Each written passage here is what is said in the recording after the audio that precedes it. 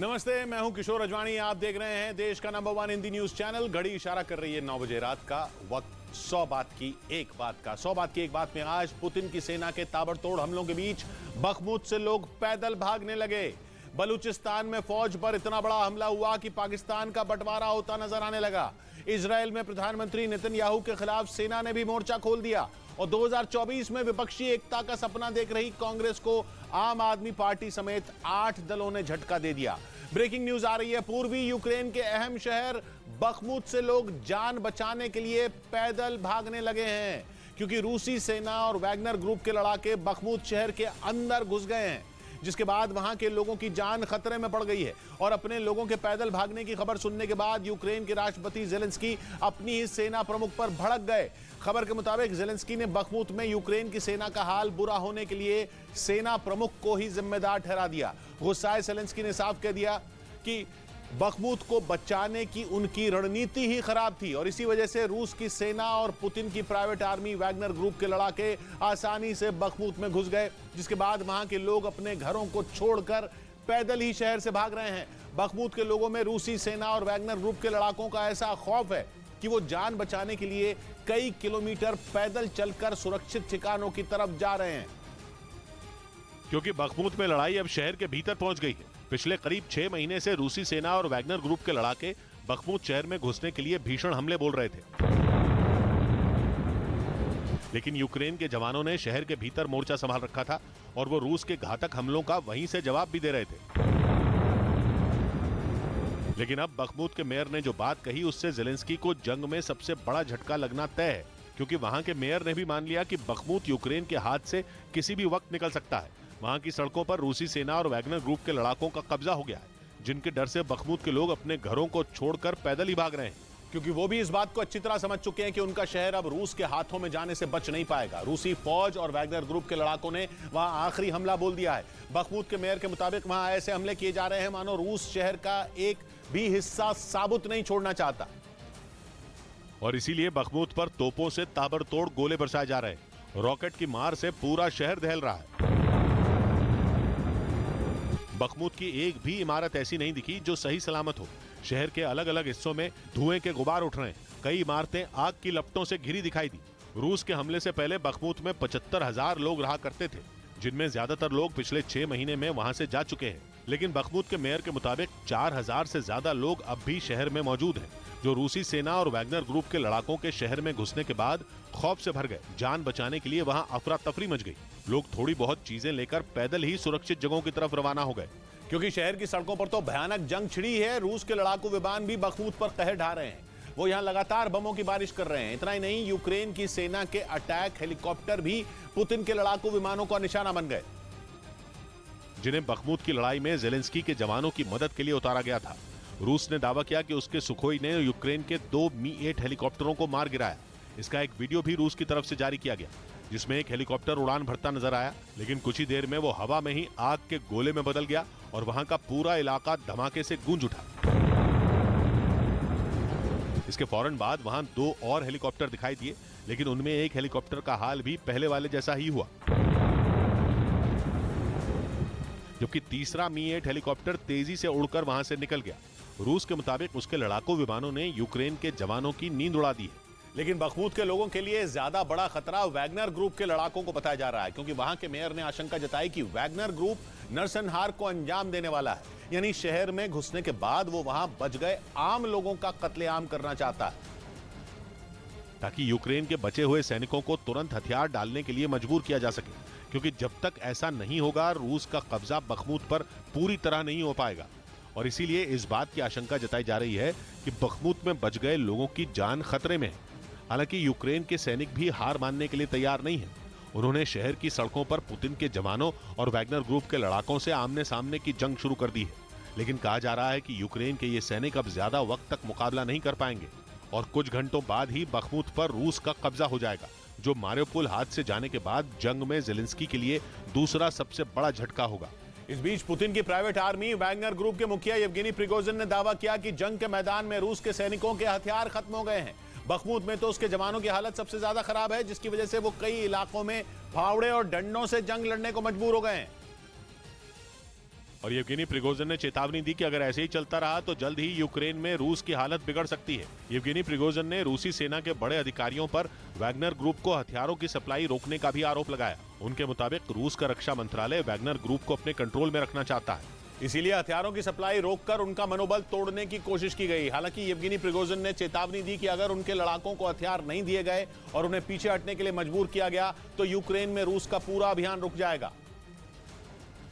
क्योंकि पश्चिमी मीडिया के मुताबिक यूक्रेन में वैगनर ग्रुप के करीब 50,000 लड़ाके मौजूद हैं और उन्होंने यूक्रेन में जब से मोर्चा संभाला है तभी से वो जेलेंस्की की फौज के लिए काल बन चुके हैं। ग्रुप के लड़ाकों को पूरी दुनिया में दुश्मनों का बेरहमी से कत्ल करने के लिए जाना जाता है और वैगनर ग्रुप ने रूसी सेना को यूक्रेन के कई इलाकों पर कब्जा करने में मदद भी की। ऐसे में वैगनर ग्रुप के मुखिया का दावा और उनकी चेतावनी पुतिन की मुश्किलें बढ़ाने वाली है। उधर रूस ने एक बार फिर यूक्रेन की सेना पर केमिकल हमला करने का आरोप लगा दिया।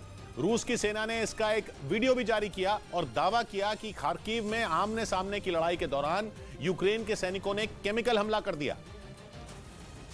क्योंकि वीडियो में साफ देखा गया कि दुश्मन पर ताबड़तोड़ फायरिंग कर रहा रूस का एक सैनिक अचानक जमीन पर गिर गया। इस दौरान उसे सांस लेने में भी परेशानी होने लगी, जिसके बाद वहां मौजूद रूस के दूसरे सैनिकों ने उसे पीछे खींच लिया।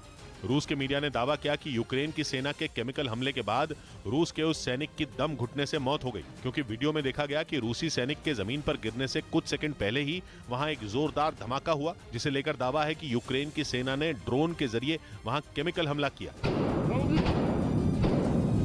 रूस और यूक्रेन पहले भी जंग के दौरान एक दूसरे पर केमिकल हमला करने का आरोप लगा चुके हैं, लेकिन दोनों ही देश एक दूसरे के लगाए गए आरोपों से इनकार करते आए हैं। इधर यूक्रेन जंग के बीच नेटो देशों के हथियारों का बड़ा जखीरा पोलैंड पहुंच गया। खबर है कि इनमें ज्यादातर हथियारों की तैनाती पोलैंड में होगी, जबकि कुछ को यूक्रेन भी भेजा जाएगा, ताकि पुतिन की सेना से लड़ने के लिए जेलेंस्की की फौज को नए हथियार मिल सके। यूक्रेन युद्ध में अमेरिका और ब्रिटेन के बाद पोलैंड ही यूक्रेन का सबसे बड़ा मददगार देश है। पोलैंड पश्चिमी देशों और यूक्रेन के बीच काफी अहम कड़ी है, क्योंकि पोलैंड की सीमा यूक्रेन से लगी हुई है और पश्चिमी देशों से यूक्रेन को मिलने वाली मदद का रास्ता वहीं से होकर गुजरता है। इसी वजह से नेटो का ये सदस्य देश जंग की शुरुआत से ही पुतिन की आंखों में चुभ रहा है। वो कई बार पोलैंड को अंजाम भुगतने की धमकी दे चुके हैं, लेकिन पुतिन की धमकी का अब तक पोलैंड पर कोई असर नहीं हुआ। उसने जेलेंस्की के सैनिकों की मदद जारी रखी, लेकिन इस बार कहा जा रहा है कि पोलैंड पर खतरा ज्यादा है, क्योंकि रूसी सैनिकों से उसे न सिर्फ यूक्रेन की सीमाओं पर चुनौती मिल सकती है, बल्कि पोलैंड की उत्तरी सीमा पर बसा कलिनिनग्राद भी उसकी बर्बादी का सबब बन सकता है। हालांकि पोलैंड रूस से काफी दूर है, लेकिन उसकी उत्तरी सीमा के नजदीक बसा कलिनिनग्राद शहर पुतिन के कंट्रोल में है और कलिनिनग्राद से पोलैंड 232 किलोमीटर लंबी सीमा साझा करता है। यानी वहां से पुतिन की सेना पोलैंड के लिए कभी भी खतरनाक साबित हो सकती है। पोलैंड को आशंका है कि रूस के राष्ट्रपति उस पर अटैक कर सकते हैं। यही वजह है कि वो रूसी सेना के हमले के डर से अपनी सीमाओं को सुरक्षित करने में जुटा है। इस काम में नेटो देश उसके साथ खड़े हैं। उन्होंने बड़ी संख्या में टैंक, बख्तरबंद गाड़ियां, हथियार और गोला बारूद पोलैंड भिजवाए। इसकी जरूरत इसलिए भी पड़ी क्योंकि रूसी सेना कई बार कलिनिनग्राद में परमाणु हमले का अभ्यास कर चुकी है। और यही नहीं, परमाणु हमला करने में सक्षम रूस की कई पनडुब्बियां भी वहां हर वक्त तैनात रहती हैं। इसी वजह से कलिनिनग्राद को पुतिन का परमाणु किला भी कहा जाता है, क्योंकि रूस ये दावा करता है कि उसने बाल्टिक सागर के किनारे बसे इस शहर में कई परमाणु बम रखे हैं, जो उसके दुश्मनों को कभी भी तबाह कर सकते हैं। इसीलिए कलिनिनग्राद का नाम सुनते ही यूरोप के देशों के पसीने छूट जाते हैं। खबर है कि पोलैंड को इस बार पुतिन के न्यूक्लियर अटैक का डर सता रहा है, जिसे देखते हुए उसने अमेरिका से अपने यहाँ परमाणु हथियारों को तैनात करने की अपील की है। क्योंकि अगर पुतिन ने इस बार वो कर दिया जिसकी धमकी वो पिछले कई महीनों से पोलैंड को दे रहे हैं, तो एक ऐसा युद्ध छिड़ेगा जो यूक्रेन जंग से कई गुना ज्यादा खतरनाक होगा।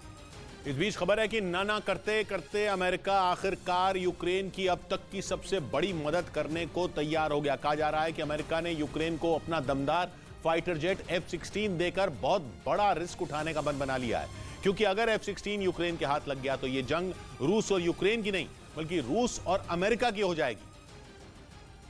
और पुतिन बाइडेन को छोड़ेंगे नहीं। ऐसा इसलिए क्योंकि F-16 ऐसा लड़ाकू विमान है जिससे यूक्रेन रूस की सीमा के अंदर सीधे उसकी जमीन पर वार कर सकता है।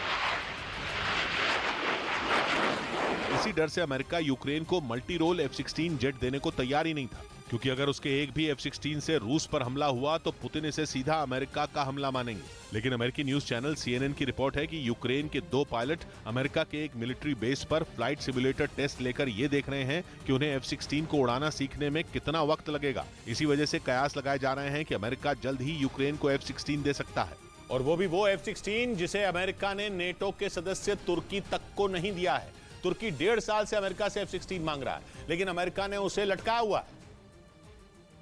लेकिन खबरें हैं कि पुतिन को सबक सिखाने के लिए अमेरिका ने यूक्रेन को F-16 देने की तैयारी कर ली है। रक्षा विशेषज्ञों का भी कहना है कि यूक्रेन को सिर्फ टैंक या रॉकेट देकर ही काम नहीं बनने वाला। यूक्रेन को जिताने के लिए उसकी वायुसेना को ताकत से भरना होगा, और वो तभी होगा जब F-16 जैसा जेट यूक्रेन को मिलेगा। हालांकि अमेरिका ने यूक्रेन को F-16 देने की खबरों से इनकार किया और यूक्रेन के पायलटों की ट्रेनिंग को रूटीन एक्टिविटी बताकर खारिज कर दिया। हालांकि यूक्रेन भी सिर्फ अमेरिका के F-16 जेट के भरोसे नहीं बैठा है, बल्कि वो फ्रांस से उसका 4th जनरेशन का मिराज 2000C लड़ाकू विमान पाने की कोशिश में लगा है। और फ्रांस का मिराज 2000C वो जेट है जिसे F-16 का किलर भी कहा जाता है, क्योंकि मिसाइल से लैस मिराज 2000C ने एक बार तुर्की को अमेरिका से मिले F-16D जेट को मार गिराया था। हो सकता है फ्रांस यूक्रेन को मिराज 2000C देने के लिए तैयार हो जाए, क्योंकि वो अपनी वायुसेना से उसे रिटायर करने में लगा है। ऐसे में यूक्रेन को मिराज 2000C देने से उसकी सेना को कोई नुकसान नहीं होगा। उधर रूस के एक और पड़ोसी देश एस्टोनिया ने आशंका जताई कि पुतिन बाल्टिक देशों के साथ साथ नेटो के कई दूसरे सदस्य देशों पर भी हमला कर सकते हैं। यानी यूक्रेन में जारी जंग के बीच पुतिन का अगला निशाना यही देश है, क्योंकि पुतिन पहले भी कई बार बाल्टिक देशों को अंजाम भुगतने की चेतावनी दे चुके हैं। उन्होंने पिछले साल बाल्टिक सागर में अपने युद्धपोत को उतारकर एस्टोनिया, लातविया और लिथुआनिया की धड़कनें बढ़ा दी थी। पुतिन ने ऐसा इसलिए किया था क्योंकि जंग की शुरुआत से ही ये देश और खासकर एस्टोनिया यूक्रेन की मदद करने में जुटा है। नेटो के सदस्य देश ने तो रूस को आंखें दिखाने के बाद भी यूक्रेन को मदद जारी रखी। इतना ही नहीं, एस्टोनिया ने अपने रक्षा बजट का 1/3 हिस्सा भी ज़ेलेंस्की की फौज को दे दिया था। और इसके साथ ही वो ताकतवर तोपें और एंटी टैंक माइन भी यूक्रेन भिजवा चुका है। लेकिन पुतिन का गुस्सा एस्टोनिया पर तब सबसे ज्यादा भड़का जब उसने अमेरिका के घातक हथियार को यूक्रेन पहुंचाने में मदद की थी। और ये वो हथियार था जिसने रूस के सैकड़ों टैंकों को तबाह कर दिया। असल में अमेरिका ने यूक्रेन के लिए अपनी खतरनाक जैवलिन मिसाइलें भिजवाई थीं, जिन्हें एस्टोनिया के रास्ते ही यूक्रेन तक पहुंचाया गया, जिसके बाद तो पुतिन अपने इस पड़ोसी देश पर आग बबूला हो गए। उन्होंने उसे यूक्रेन की ही तरह बर्बाद करने की चेतावनी दे दी। उसकी इसी धमकी के बाद एस्टोनिया ने यह आशंका जताई कि पुतिन उसके साथ साथ नेटो के दूसरे देशों पर भी हमला कर सकते हैं। हालांकि एस्टोनिया के विदेश मंत्री का दावा है कि अगर रूस उनके देश पर हमला करता है तो उनकी सेना उसका मुकाबला करने के लिए पूरी तरह तैयार है। यानी एस्टोनिया के विदेश मंत्री ने रूस को खुलकर चेतावनी दे दी, लेकिन इसके साथ ही उन्होंने दूसरे देशों से यूक्रेन की मदद करने में तेजी लाने की अपील भी की, क्योंकि उनका मानना है कि आने वाले दिनों में पुतिन यूक्रेन पर ऐसा हमला करेंगे जिससे निपटना ज़ेलेंस्की की सेना के बस में नहीं होगा। एस्टोनिया के विदेश मंत्री के मुताबिक ऐसी स्थिति में नेटो और परमाणु हथियार ही यूक्रेन को बचा सकते हैं। मतलब उनका इशारा साफ तौर पर एटम बमों से था, क्योंकि 1 साल जंग लड़ने के बाद भी रूस को वो कामयाबी नहीं मिल सकी है जो उसने हमले से पहले उम्मीद की थी। इसीलिए पश्चिमी देशों को डर है कि पुतिन कभी भी परमाणु बमों का इस्तेमाल कर सकते हैं, और अगर ऐसा हो गया तो उसका असर यूक्रेन के साथ साथ यूरोप के दूसरे देशों पर भी पड़ सकता है। यही वजह है कि एस्टोनिया ने यूक्रेन को घातक हथियारों के साथ साथ न्यूक्लियर बम देने की भी मांग कर दी, ताकि ज़ेलेंस्की अपने देश को बचा सकें। इधर अभिनेता अमिताभ बच्चन हैदराबाद में फिल्म की शूटिंग के दौरान घायल हो गए, जिसकी जानकारी उन्होंने अपने ब्लॉग के जरिए दी, जिसमें उन्होंने बताया कि उनकी फिल्म प्रोजेक्ट के की शूटिंग के दौरान वो घायल हो गए। हैदराबाद में उनकी फिल्म के एक्शन सीन की शूटिंग के दौरान उनकी पसलियों में चोट आ गई थी, जिसके बाद डॉक्टरों की सलाह पर वो फिल्म की शूटिंग कैंसिल कर वापस मुंबई आ गए, जहां वो अपने घर जलसा में डॉक्टरों की निगरानी में। इस बीच पाकिस्तान से एक चौंकाने वाली खबर आई। पाकिस्तान का सबसे बड़ा प्रांत बलूचिस्तान आजाद होता दिखने लगा। बलूचिस्तान की आजादी के लिए संघर्ष कर रहे संगठनों ने पाकिस्तान को एक बहुत बड़ा झटका दे दिया। पाकिस्तान की फौज पर इतना बड़ा हमला हुआ कि बलूचिस्तान की आजादी तय दिखने लगी, और इसीलिए पाकिस्तान की फौज और उसकी सरकार इस पर खामोश है। बलूचिस्तान हमेशा से पाकिस्तान की दुखती रग रहा है, लेकिन पाकिस्तान का ये सबसे बड़ा प्रांत अब उसके हाथ से फिसलता हुआ दिख रहा है। अगर ऐसा हुआ तो ईरान से लगने वाला पाकिस्तान का बॉर्डर खत्म, अरब सागर से लगने वाली पाकिस्तान की बहुत बड़ी सीमा भी खत्म। जिस CPEC के लिए पूरा पाकिस्तान बिकने की नौबत आ गई, उस CPEC का वजूद भी खत्म, क्योंकि चाइना पाकिस्तान इकोनॉमिक कॉरिडोर का सबसे बड़ा हिस्सा बलूचिस्तान से ही होकर गुजरता है। अरब सागर में ग्वादर पोर्ट बलूचिस्तान में ही है, जहां तक CPEC को पहुंचाने की योजना है। यानी अगर बलूचिस्तान हाथ से निकला तो पाकिस्तान और चीन दोनों हाथ मलते रह जाएंगे। और दोनों को ही ये खतरा अब साफ दिखने लगा है। इस बार जो हमला पाकिस्तान की फौज पर बलूचिस्तान में हुआ वो पिछले कुछ सालों का सबसे बड़ा आत्मघाती हमला है। हैरानी की बात यह कि इस हमले की जिम्मेदारी न तो बलूचिस्तान लिबरेशन आर्मी ने ली और न ही किसी दूसरे बड़े संगठन ने, जिसका सीधा मतलब यह कि बलूचिस्तान में अब कोई और संगठन खड़ा हो गया है जो बलूचिस्तान को पाकिस्तान से आजादी दिलाना चाहता है। पाकिस्तान की फौज के कई बड़े अधिकारी और सैनिक एक ट्रक में सवार थे। ये ट्रक आगे बढ़ ही रहा था कि एक मोटरसाइकिल ने उसे टक्कर मार दी। मोटरसाइकिल पर एक आत्मघाती हमलावर सवार था जिसके पास भारी मात्रा में विस्फोटक था। टक्कर होते ही भयानक धमाका हुआ और पाकिस्तानी सेना का ट्रक हमले का शिकार हो गया।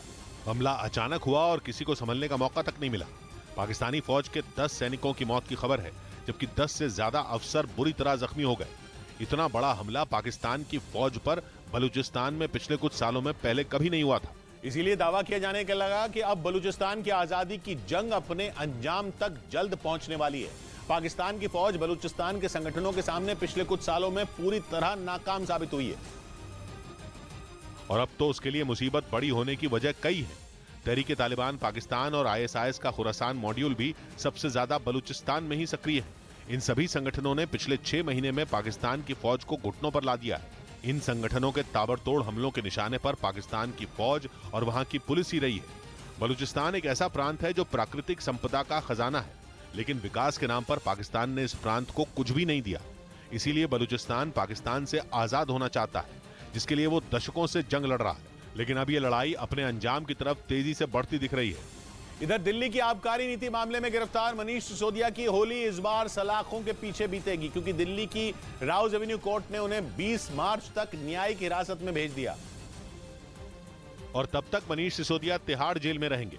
हालांकि उनकी जमानत याचिका पर 10 मार्च को फिर सुनवाई होगी। सीबीआई ने उन्हें दिल्ली आबकारी नीति केस में 26 फरवरी को गिरफ्तार किया था। उधर तुर्की ने संयुक्त राष्ट्र में कश्मीर का मुद्दा उठाकर भारत को धोखा दिया। तुर्की में पिछले महीने आए भूकंप के बाद भारत के प्रधानमंत्री नरेंद्र मोदी ने उसकी मदद की थी और ऑपरेशन दोस्त चलाया था। लेकिन तुर्की ने साबित कर दिया कि धोखेबाजी उसकी फितरत में है, क्योंकि भारत के पीएम ने वहां जो मदद भेजी उसका उसने रत्ती भर एहसान नहीं माना और पाकिस्तान से दोस्ती का राग अलापने लगा। एहसान फरामोश एर्दोआन ने कश्मीर मुद्दे पर पाकिस्तान के साथ खड़ा होकर साबित कर दिया कि वो गद्दार है। हद तो तब हो गई जब तुर्की ने संयुक्त राष्ट्र में कश्मीर का मुद्दा उठा दिया। यही नहीं, उसने संयुक्त राष्ट्र में भारत की आलोचना और पाकिस्तान की तारीफ की, जिसके बाद भारत ने तय कर लिया कि वो तुर्की को इस गद्दारी की सजा देगा, क्योंकि पीएम मोदी को तुर्की की दुखती रग पता है और वो दुखती रग है अर्मेनिया और ग्रीस, क्योंकि इन दोनों देशों में तुर्की का हाल पाकिस्तान जैसा है। पिछली बार जब एर्दोआन सरकार ने कश्मीर की बात की थी तो भारत ने ग्रीस का मुद्दा उठाकर उसकी बोलती बंद कर दी थी।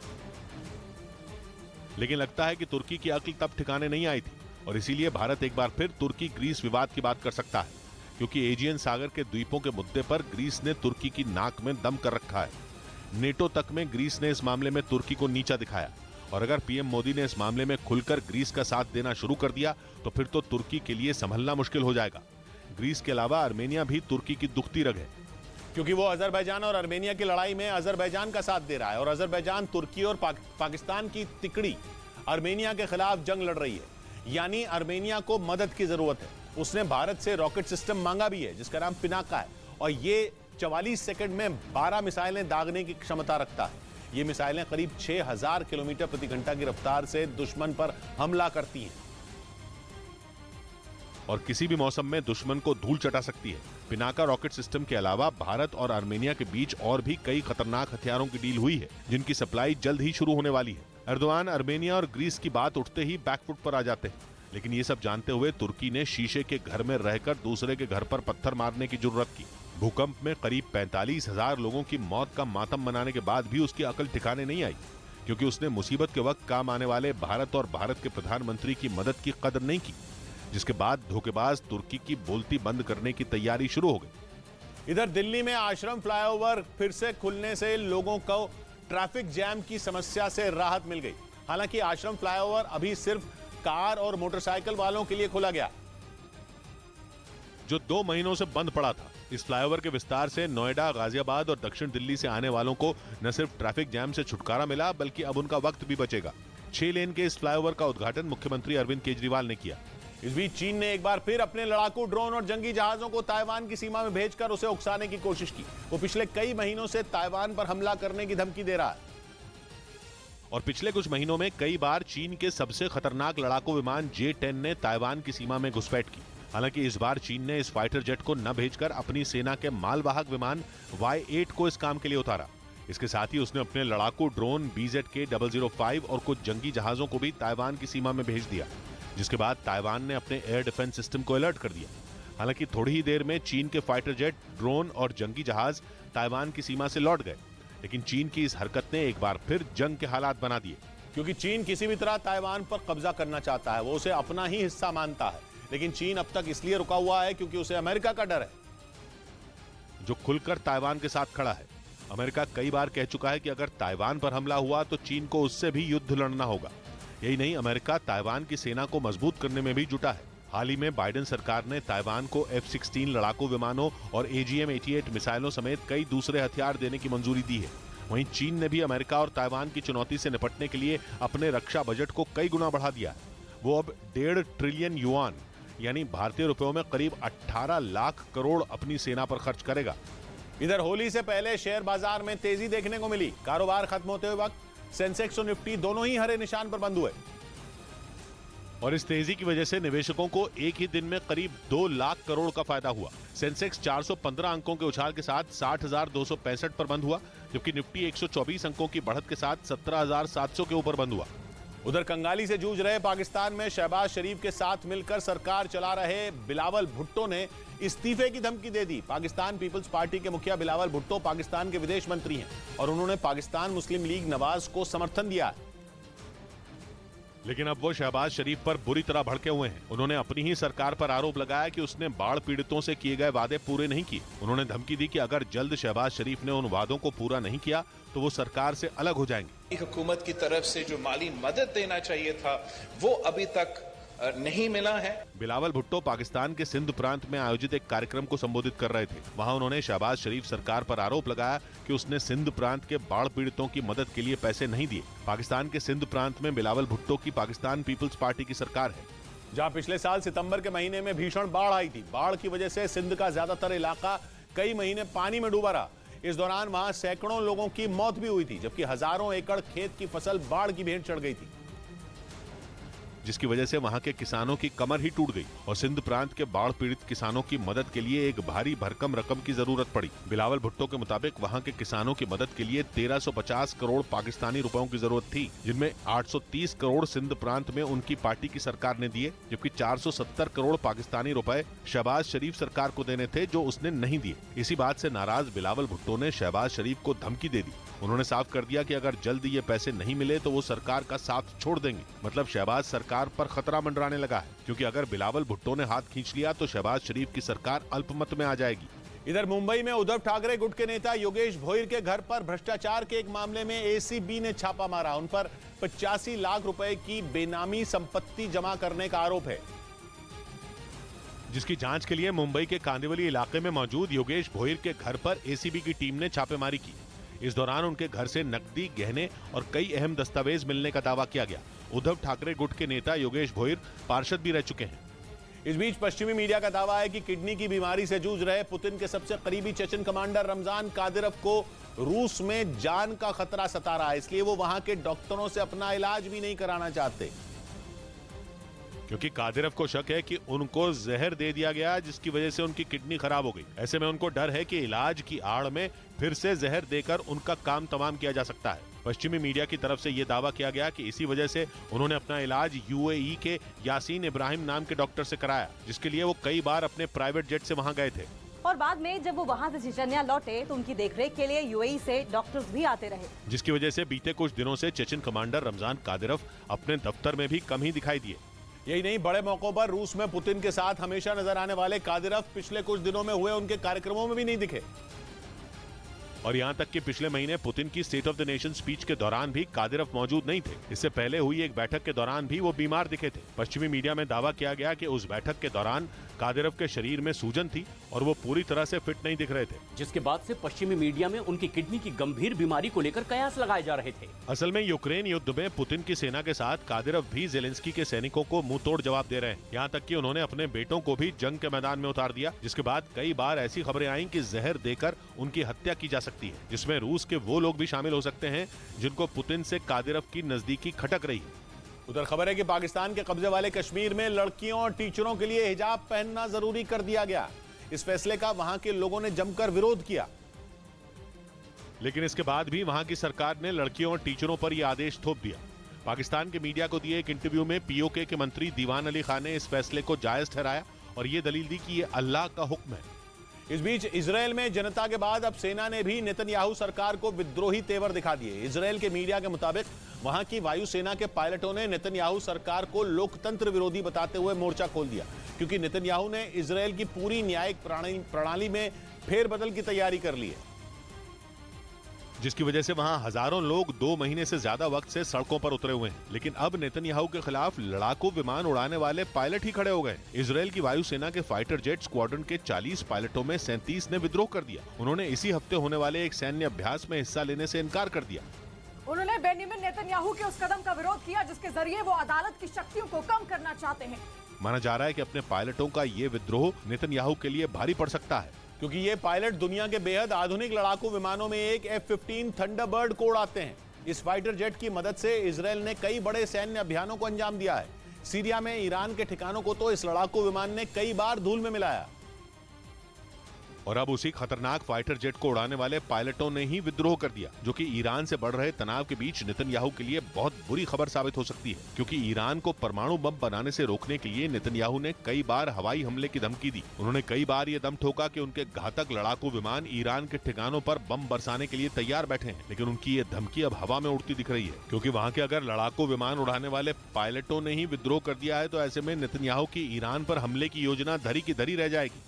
और उन्होंने ईरान को परमाणु बम बनाने से रोकने की जो कसम खाई है वो भी पूरी नहीं हो पाएगी, क्योंकि बेंजामिन नेतन्याहू की मुश्किलें बढ़ती जा रही हैं।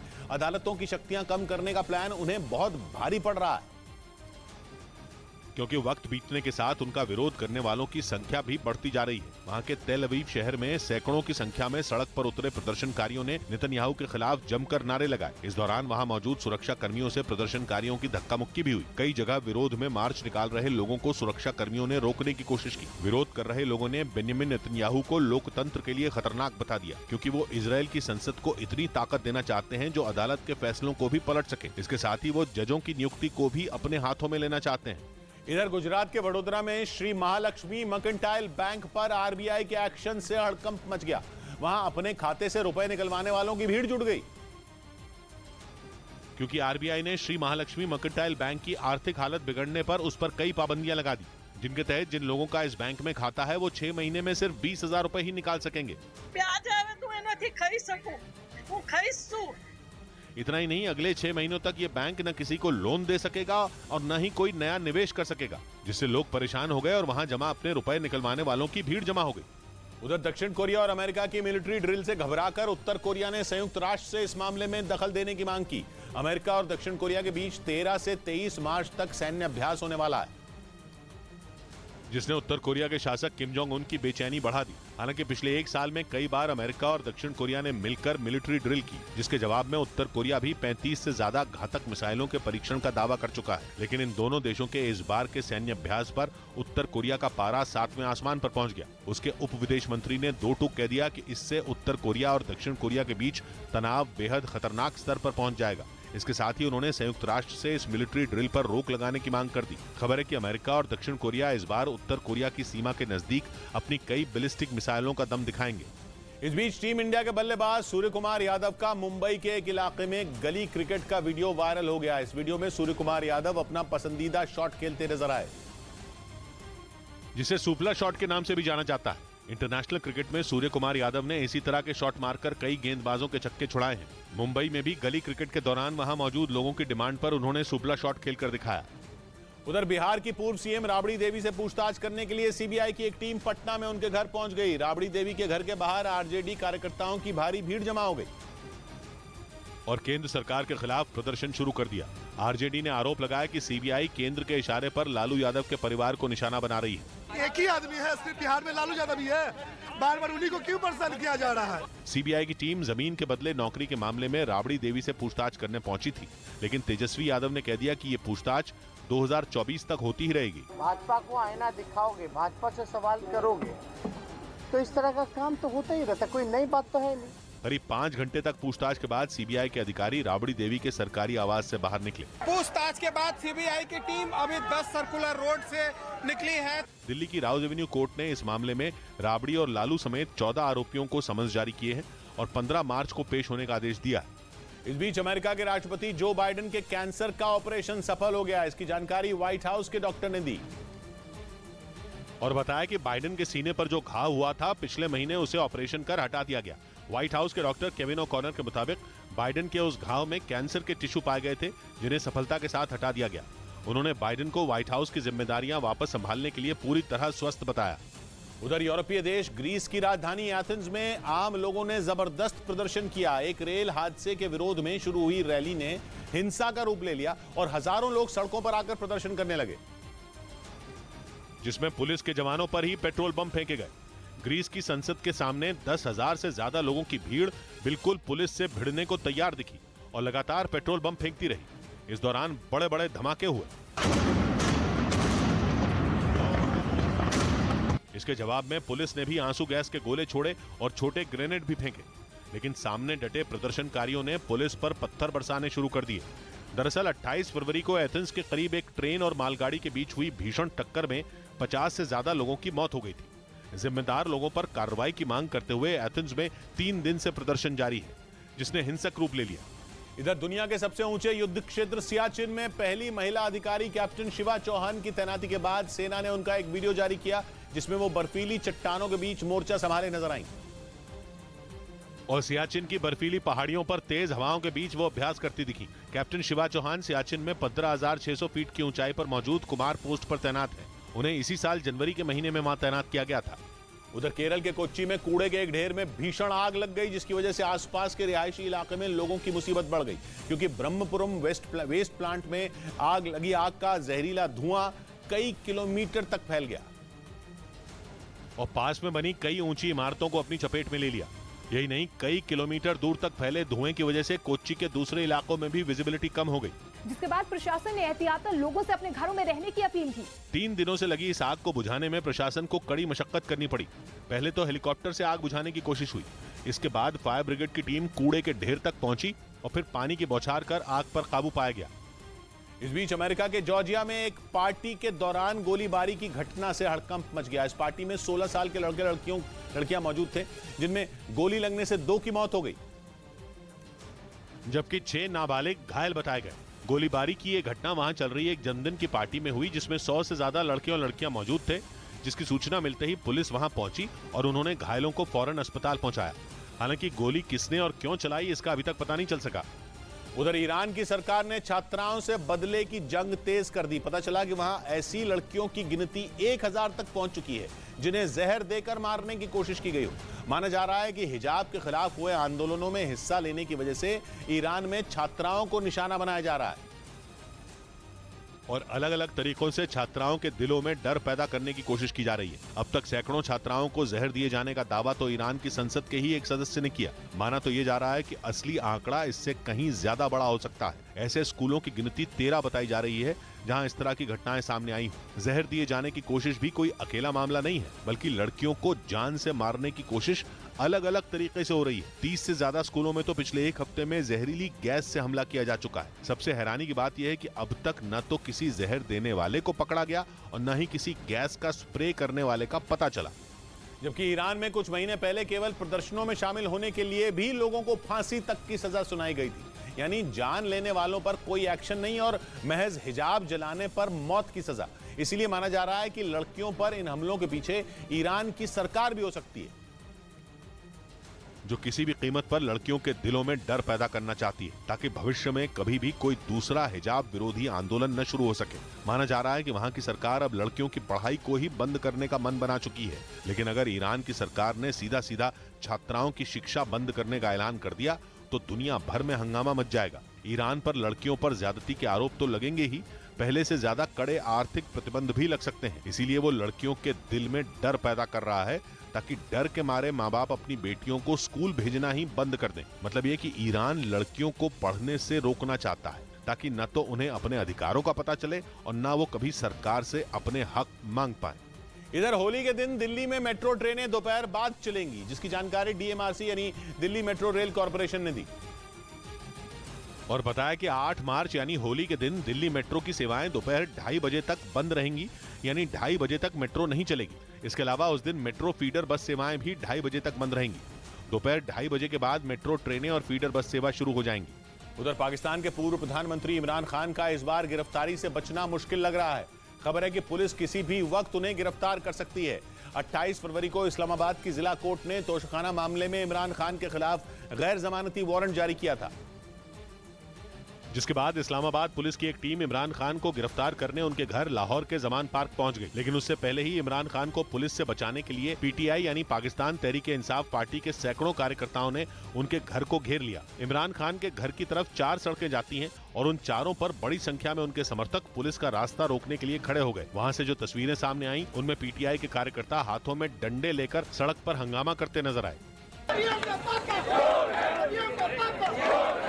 इमरान खान की गिरफ्तारी रोकने के लिए पार्टी की कई महिला कार्यकर्ता भी उनके घर के बाहर दिखाई दी और देखकर ऐसा लगा जैसे पीटीआई के कार्यकर्ता पुलिस से भिड़ने की पूरी तैयारी कर चुके हैं। हालांकि किसी तरह पुलिस की टीम इमरान खान के घर के अंदर दाखिल हो गई, लेकिन कई घंटों के ड्रामे के बाद भी इमरान खान पुलिस के हाथ नहीं लगे, क्योंकि जब पुलिस नोटिस लेकर इमरान खान के घर पहुंची तो ये बताया गया कि वो घर पर नहीं है। हालांकि पुलिस के लौटने के बाद इमरान खान घर से बाहर निकल आए। उन्होंने वहां मौजूद अपने समर्थकों को भी संबोधित किया। इमरान खान ने आरोप लगाया कि पाकिस्तान की सरकार, वहां की पुलिस, सेना और आईएसआई उन्हें किसी भी कीमत पर रास्ते से हटाना चाहती है। उन्होंने अपने भाषण में प्राइम मिनिस्टर को क्राइम मिनिस्टर तक कह दिया। इसके साथ ही उन्होंने दूसरे नेताओं को चोर, डाकू, लुटेरा और गुंडा बताया और आरोप लगाया कि आईएसआई के कुछ अधिकारी उनकी हत्या करने की फिराक में हैं। हालांकि पाकिस्तान के मीडिया का दावा है कि इमरान चाहे जितना जोर लगा लें, वो इस बार अपनी गिरफ्तारी को टाल नहीं पाएंगे, क्योंकि उनकी गिरफ्तारी के लिए पाकिस्तान की सरकार ने स्पेशल कमांडो फोर्स को तैनात किया है। पाकिस्तान के मीडिया की एक रिपोर्ट के मुताबिक इस्लामाबाद पुलिस के सिर्फ 10 लोग ही इमरान खान के घर पहुंचे थे। उनका मकसद इमरान को गिरफ्तार करना नहीं था। ये लोग सिर्फ ये देखने गए थे कि वहाँ इमरान खान के कितने समर्थक हैं और उनके पास किस तरह के हथियार हैं। दावा किया जा रहा है कि इमरान खान को गिरफ्तार करने के लिए स्पेशल कमांडो फोर्स की एक टीम ऑपरेशन चलाएगी। इस टीम में महिला पुलिसकर्मी भी शामिल है, क्योंकि पुलिस को शक है कि इमरान खान गिरफ्तारी से बचने के लिए महिलाओं और बच्चों को ढाल बना सकते हैं। और खबरें ये भी हैं कि इमरान खान पुलिस को चकमा देकर अपने घर से भाग निकलने की ताक में है। इसीलिए उनके घर की तरफ जाने वाले रास्तों की निगरानी की जा रही है, ताकि भागने की कोशिश करने पर इमरान खान को गिरफ्तार किया जा सके। यानी इमरान खान का इस बार बचना नामुमकिन लग रहा है। खबरें हैं कि इमरान खान को अपनी हत्या का डर भी सताने लगा है। इसीलिए उन्होंने अपनी सुरक्षा के लिए पाकिस्तान के चीफ जस्टिस को चिट्ठी लिखी है, जिसमें उन्होंने कोर्ट में पेशी के दौरान पुख्ता सुरक्षा इंतजाम करने की अपील की। इमरान खान पर आरोप है कि प्रधानमंत्री रहने के दौरान अलग अलग देशों से मिले उन्हें गिफ्ट को उन्होंने बेच दिया था। इसी मामले में उन्हें 7 मार्च को कोर्ट के सामने पेश होना है। हालांकि गिरफ्तारी से बचने के लिए इमरान खान ने इस्लामाबाद कोर्ट में अपील दाखिल की, जिसे कोर्ट ने खारिज कर दिया। मतलब ये कि अब इमरान खान किसी भी वक्त गिरफ्तार हो सकते हैं। इधर बिहार में होली से पहले एक्टिव हुए शराब तस्करों के खिलाफ पुलिस भी लगातार एक्शन में है। गोपालगंज में 2 दिनों में 52 तस्करों की गिरफ्तारी का दावा किया गया। एक ट्रक समेत कई गाड़ियों को भी पकड़ा गया, जिसके जरिए यूपी के रास्ते शराब की बड़ी खेप लाकर बिहार में बेचने का प्लान था। लेकिन गोपालगंज में ट्रक पकड़ा गया जिसमें शराब भरी हुई थी। गोपालगंज की पुलिस ने एक पिकअप वैन को भी पकड़ा, जिसमें करीब 1550 बोतल शराब छिपाकर रखी गई थी। उधर ऑस्ट्रेलिया और जापान के प्रधानमंत्रियों के भारत दौरे से पहले चीन में हड़कंप मच गया, जिसकी वजह भारत के प्रधानमंत्री की नीतियां हैं, जिनकी वजह से चीन एक ऐसे चक्रव्यूह में फंस सकता है जिसे तोड़ पाना उसके लिए मुश्किल होगा, क्योंकि उस चक्रव्यूह का नाम क्वाड है। ये वो संगठन है जिसका चीन में जबरदस्त हवा है, और जब से उसे पता चला है कि अमेरिका और जापान के प्रधानमंत्रियों की भारत के पीएम से मुलाकात होने वाली है, तब से उसकी बेचैनी कुछ ज्यादा ही बढ़ गई है। जैसे जैसे ऑस्ट्रेलिया के पीएम एंटनी एल्बनीज और जापान के पीएम फुमियो किशिदा के भारत दौरे की तारीख नजदीक आ रही है, चीन के दिल की धड़कन बढ़ रही है। ऑस्ट्रेलिया के पीएम 8 से 11 मार्च के बीच भारत का दौरा करेंगे और जापान के पीएम 19 मार्च को भारत आएंगे, और इस दौरान दोनों नेता पीएम मोदी से बातचीत करेंगे। यानी दुनिया के बड़े बड़े नेता लगातार भारत में प्रधानमंत्री से मिलने आ रहे हैं। सूत्र बता रहे हैं कि ऑस्ट्रेलिया, जापान और भारत के पीएम की मुलाकात का एजेंडा चीन होगा, क्योंकि भारत, जापान और ऑस्ट्रेलिया तीनों क्वाड का हिस्सा हैं, जिसे समंदर में चीन की चालबाजियों को रोकने के लिए ही बनाया गया था। और इस संगठन को दोबारा खड़ा करने में पीएम मोदी ने बड़ा रोल निभाया था। ऑस्ट्रेलिया के पूर्व प्रधानमंत्री टोनी अबट ने खुद कहा कि एशिया का ही कोई नेता इस संगठन को सही दिशा में ले जा सकता है, और भारत के प्रधानमंत्री नरेंद्र मोदी में एक क्षमता दिखती है, जिसका सबूत क्वाड को फिर से खड़ा करके उन्होंने दे दिया है। और यही बात चीन के लिए परेशानी बन गई, क्योंकि पीएम की नीतियों का जिक्र करते हुए भारत के विदेश मंत्री एस जयशंकर ये बोल चुके हैं कि शी जिनपिंग ने भारत का भरोसा तोड़ा है, और इसीलिए दोनों देशों के रिश्ते बिगड़े, क्योंकि चीन इंडो पैसिफिक रीजन में राज करना चाहता है और अपनी ये चाहत पूरी करने के लिए वो भारत को रास्ते से हटाना चाहता है। लेकिन प्रधानमंत्री ने उसका हर दांव फेल कर दिया, क्योंकि उन्होंने दुनिया के सामने बेझिझक होकर अपनी राय रखी। क्वाड में शामिल देशों को उनकी ज्यादातर बातें ठीक लगी, खासतौर पर इंडो पैसिफिक रीजन की सुरक्षा पर ध्यान देने वाली बात। माना जा रहा है कि क्वाड में शामिल देश जल्द ही कुछ बड़े सुरक्षा समझौते करेंगे, क्योंकि चीन ने अपना रक्षा बजट करीब 7% बढ़ा दिया है, जिसके बाद उसकी सेना का बजट $225 बिलियन यानी भारतीय रुपयों में करीब 18 लाख करोड़ रुपए हो गया, जबकि भारत, ऑस्ट्रेलिया और जापान तीनों का रक्षा बजट मिलाकर भी चीन के बराबर नहीं है। और भारत के पीएम के सामने ऑस्ट्रेलिया और जापान के पीएम यही मुद्दा उठाने वाले हैं, यानी केवल यूक्रेन जंग पर ही नहीं, चीन के मुद्दे पर भी बाइडेन और उनके दोस्तों को प्रधानमंत्री नरेंद्र मोदी की जरूरत पड़ रही है, क्योंकि बिना उनके सहयोग के चीन को चित करना मुश्किल है। इस बीच क्यूबा की राजधानी हवाना में अमेरिका के एक विमान की इमरजेंसी लैंडिंग से हड़कंप मच गया। उस विमान में अचानक धुआं भरने की वजह से उसकी इमरजेंसी लैंडिंग करवाई गई, जिसका एक वीडियो भी सामने आया, जिसमें पूरे विमान के अंदर धुआं ही धुआं दिखाई दिया, जिसकी वजह से उसमें बैठे लोग दहशत में आ गए। बताया गया कि अमेरिका की एयरलाइन कंपनी साउथवेस्ट एयरलाइंस के इस विमान के इंजन से एक पक्षी टकरा गया था। इसके बाद विमान के अंदर धुआं भरने लगा, जिसकी फौरन क्यूबा के हवाना में इमरजेंसी लैंडिंग करवाई गई। उधर अमेरिका के पूर्व राष्ट्रपति डोनाल्ड ट्रंप ने दावा किया कि अगर सत्ता में उनकी वापसी हुई तो वो यूक्रेन जंग को एक दिन में खत्म करवा देंगे। यूक्रेन और रूस की सेना के बीच पिछले 1 साल से भयानक जंग छिड़ी हुई है, और इस जंग में अमेरिका की अगुवाई में पश्चिमी देश यूक्रेन के साथ खड़े हैं।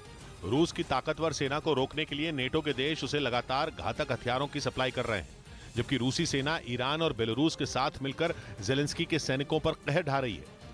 लेकिन ना तो यूक्रेन हार मानने को राजी है, ना ही पुतिन अपने कदम पीछे खींचने के लिए तैयार दिख रहे हैं, जिसकी वजह से जंग खत्म होने के आसार नजर नहीं आ रहे। इस बीच अमेरिका के पूर्व राष्ट्रपति और रिपब्लिकन पार्टी के नेता डोनाल्ड ट्रंप ने यह दावा किया कि अगर सत्ता फिर उनके हाथ में आई तो राष्ट्रपति बनते ही वो एक दिन में इस जंग को रोक देंगे। और अगर ऐसा हुआ तो ये वाकई बहुत बड़ी बात होगी। अमेरिका में अगले साल होने वाले राष्ट्रपति चुनाव में डोनाल्ड ट्रंप फिर से रिपब्लिकन पार्टी की तरफ से अपनी उम्मीदवारी पेश कर चुके हैं, और चुनाव में अपनी जीत पक्की करने के लिए वो अलग अलग शहरों में लोगों के सामने अपना एजेंडा भी रख रहे हैं। इसी कड़ी में उन्होंने वॉशिंगटन में रिपब्लिकन पार्टी के एक कार्यक्रम में ये दावा कर दिया कि वो यूक्रेन जंग खत्म कर तीसरे विश्व युद्ध को होने से रोक सकते हैं। उनका यह भी दावा है कि अगर जंग नहीं रोकी गई तो ये परमाणु युद्ध में भी बदल सकता है। हालांकि अभी अमेरिका में राष्ट्रपति चुनाव होने में 1 साल से ज्यादा का वक्त है, लेकिन ट्रंप अभी से अपनी कमर कस चुके हैं और अपनी दावेदारी मजबूत करने के लिए जंग खत्म करवाने की बात कर रहे हैं। इधर कर्नाटक के पूर्व मुख्यमंत्री बीएस येडियुरप्पा एक हादसे में बाल बाल बच गए। कर्नाटक के कलबुर्गी में उनके हेलीकॉप्टर की लैंडिंग के दौरान अचानक हवा में प्लास्टिक और कचरा उड़ने लगा, जिसकी वजह से हेलीकॉप्टर की लैंडिंग आखिरी वक्त में टालनी पड़ गई। लेकिन इस दौरान वहां मौजूद बीएस येडियुरप्पा के समर्थकों की सांसें भी अटकी रहीं। येडियुरप्पा वहां विजय संकल्प यात्रा में शामिल होने के लिए पहुंचे थे, लेकिन जैसे ही उनका हेलीकॉप्टर लैंड करने के लिए नीचे उतरा तो वहां हेलीकॉप्टर के पंखे की तेज हवा से आसपास जमा प्लास्टिक और कचरा आसमान में उड़ने लगा। हालांकि पायलट की सूझबूझ ने एक बड़ा हादसा होने से बचा लिया। वहां बाद में लैंडिंग वाली जगह के आसपास से कचरा हटाया गया, जिसके बाद हेलीकॉप्टर को सुरक्षित लैंड कराया गया। इधर दिल्ली के नजदीक गाजियाबाद में चलती गाड़ियों में स्टंट करने वाले लड़कों को पुलिस ने गिरफ्तार कर लिया। उनकी स्टंटबाजी का एक वीडियो वायरल हुआ था, जिस पर कार्रवाई करते हुए पुलिस ने उन्हें पकड़ा, जिसमें वो अपनी गाड़ियों की खिड़कियों से बाहर निकलकर उन्हें तेज रफ्तार में सड़क पर दौड़ाते हुए नजर आए। इस बीच उनमें कुछ लड़कों ने चलती गाड़ी में ही आतिशबाजी करनी शुरू कर दी। बिना किसी की परवाह किए वो अपनी इस हरकत का वीडियो भी बनाते रहे, जिसके वायरल होने के बाद उन्हें गिरफ्तार कर लिया गया। उधर महाराष्ट्र के पुणे से एक हैरान करने वाला वीडियो सामने आया, जिसमें एक घर के बाहर एक साथ 3 तेंदुओं की मौजूदगी से हड़कंप मच गया। तीनों तेंदुए घर के भीतर घुसने की कोशिश करते दिखे, जिसका सीसीटीवी वीडियो भी सामने आया, जिसमें एक घर के बाहर की सड़क पर एक एक कर 3 तेंदुए नजर आए। उनमें 2 तेंदुए थोड़ा पीछे खड़े रहे, जबकि एक तेंदुआ बिल्कुल घर के दरवाजे के करीब पहुंच गया और धीरे धीरे घर में दाखिल होने लगा। इसके बाद जो हुआ, ब्रेक के बाद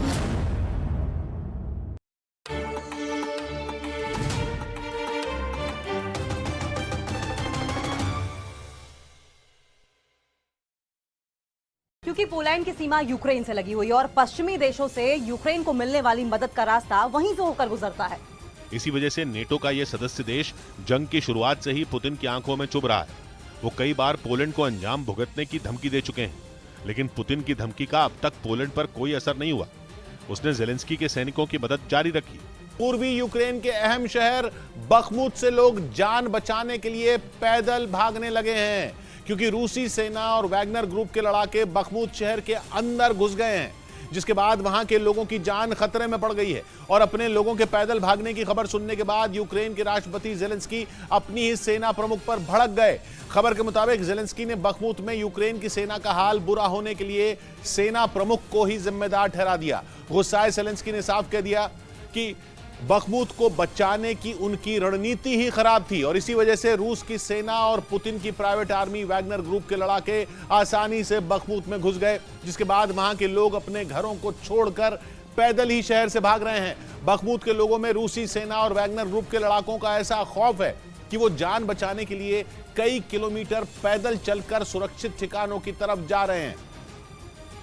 क्योंकि बखमुत में लड़ाई अब शहर के भीतर पहुंच गई है। पिछले करीब 6 महीने से रूसी सेना और वैगनर ग्रुप के लड़ाके बखमुत शहर में घुसने के लिए भीषण हमले बोल रहे थे,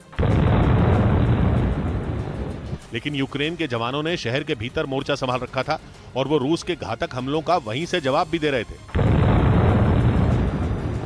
लेकिन अब बखमुत के मेयर ने जो बात कही, उससे ज़ेलेंस्की को जंग में सबसे बड़ा झटका लगना तय है, क्योंकि वहां के मेयर ने भी मान लिया कि बखमुत यूक्रेन के हाथ से किसी भी वक्त निकल सकता है। वहां की सड़कों पर रूसी सेना और वैगनर ग्रुप के लड़ाकों का कब्जा हो गया है, जिनके डर से बखमुत के लोग अपने घरों को छोड़कर पैदल ही भाग रहे हैं, क्योंकि वो भी इस बात को अच्छी तरह समझ चुके हैं कि उनका शहर अब रूस के हाथों में जाने से बच नहीं पाएगा। रूसी फौज और वैगनर ग्रुप के लड़ाकों ने वहां आखिरी हमला बोल दिया है। बखमुत के मेयर के मुताबिक वहां ऐसे हमले किए जा रहे हैं मानो रूस शहर का एक भी हिस्सा साबुत नहीं छोड़ना चाहता, और इसीलिए बखमुत पर तोपों से ताबड़तोड़ गोले बरसाए जा रहे हैं। रॉकेट की मार से पूरा शहर दहल रहा है।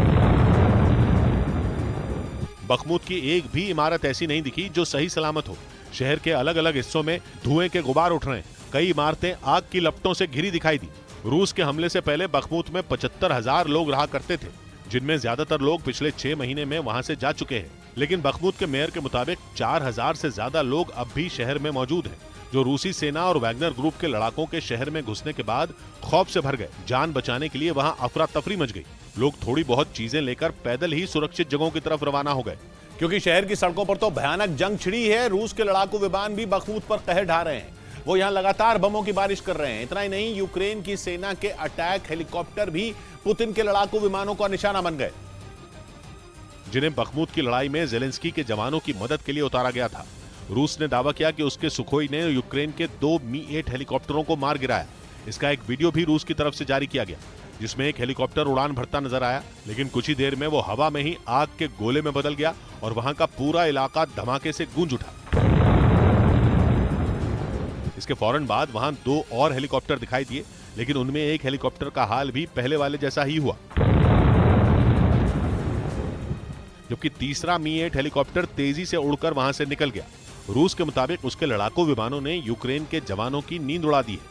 लेकिन बखमुत के लोगों के लिए ज्यादा बड़ा खतरा वैगनर ग्रुप के लड़ाकों को बताया जा रहा है, क्योंकि वहां के मेयर ने आशंका जताई कि वैगनर ग्रुप नरसंहार को अंजाम देने वाला है। यानी शहर में घुसने के बाद वो वहां बच गए आम लोगों का कत्लेआम करना चाहता है, ताकि यूक्रेन के बचे हुए सैनिकों को तुरंत हथियार डालने के लिए मजबूर किया जा सके, क्योंकि जब तक ऐसा नहीं होगा रूस का कब्जा बखमुत पर पूरी तरह नहीं हो पाएगा। और इसीलिए इस बात की आशंका जताई जा रही है कि बखमुत में बच गए लोगों की जान खतरे में है। हालांकि यूक्रेन के सैनिक भी हार मानने के लिए तैयार नहीं है। उन्होंने शहर की सड़कों पर पुतिन के जवानों और वैगनर ग्रुप के लड़ाकों से आमने सामने की जंग शुरू कर दी है। लेकिन कहा जा रहा है कि यूक्रेन के ये सैनिक अब ज्यादा वक्त तक मुकाबला नहीं कर पाएंगे और कुछ घंटों बाद ही बखमुत पर रूस का कब्जा हो जाएगा। जो मारियोपोल हाथ से जाने के बाद जंग में ज़ेलेंस्की के लिए दूसरा सबसे बड़ा झटका होगा।